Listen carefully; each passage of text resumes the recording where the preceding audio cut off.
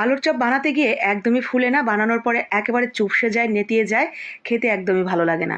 আপনি যদি শুধুমাত্র এই টিপসটা ফলো করে আলুর চপগুলো বানিয়ে নেন, বালিশের মতো এক একটা আলুর চপ ফুলবে আর সহজে নেতিয়েও যাবে না, একদম মচমচে থাকবে।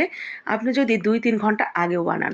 তো প্রথমে আমরা কি করব, আলুগুলোকে সিদ্ধ করে নিয়ে উপরে খোসাটা ছাড়িয়ে আলুটাকে খুব ভালোভাবে ম্যাশ করে একেবারে ভর্তা ভর্তা করে নিতে হবে। এরপরে স্বাদ মতো লবণ, তার সাথে চিলি ফ্লেক্স স্বাদ মতো, আর দিয়ে দিলাম শাহি গরম মশলার গুঁড়া, আর বেশ কিছুটা দিয়ে দিলাম পেঁয়াজ বেরেস্তা। তার সাথে যেই তেলে আমি পেঁয়াজটা ভেজেছিলাম সেই গরম গরম ভাজা তেলটা এর সাথে যোগ করে দিয়েছি। এখন হাত দিয়ে খুব ভালোভাবে মিশিয়ে নিলাম। আমি এই ভেতরের আলুটাতে খুব বেশি মশলাপাতি যোগ করি না। খুব বেশি মশলাপাতি দিলে এর আসল ফ্লেভারটাই নষ্ট হয়ে যায়, অথেন্টিক টেস্ট পাওয়া যায় না। তো এইভাবে অল্প মশলা একদিন বানিয়ে দেখবেন, এটা খেতে অনেক বেশি মজার হয়।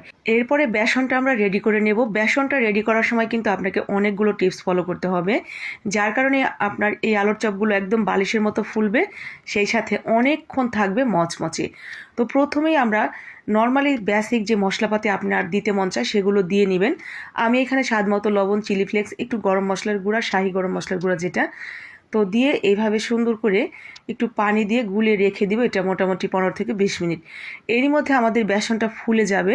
তো আমাদের ব্যাটারটা কিন্তু একদম পারফেক্টভাবে রেডি হয়ে যাবে। এখন আমরা 20-30 মিনিট পরে এইখানে দিয়ে দিব 1 চামচের মতো কর্নফ্লাওয়ার এবং 1 চামচের মতো আটা বা ময়দা, আর দিয়ে দিচ্ছি সামান্য 2-3 চিমটির মতো আপনার বেকিং সোডা, মানে খাবার সোডা। এই উপকরণগুলো ভাজার একদম সাথে সাথে, মানে কিছুক্ষণ আগেই দিবেন। ঠিক যখন আপনি ভাজবেন তখন জাস্ট এই উপকরণগুলো মিলিয়ে নিয়ে সাথে সাথে আপনারা এই ব্যাটারে সেই আলুর চপগুলো কোট করে নিয়ে ভেজে নেবেন।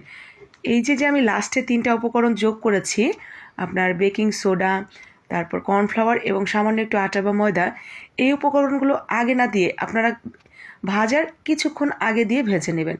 এতে করে কিন্তু আপনার এই চপগুলো একদম বালিশের মতো ফুলবে। দেখতেই পাচ্ছেন দেওয়ার সাথে সাথে এগুলো ফুলে যাচ্ছে।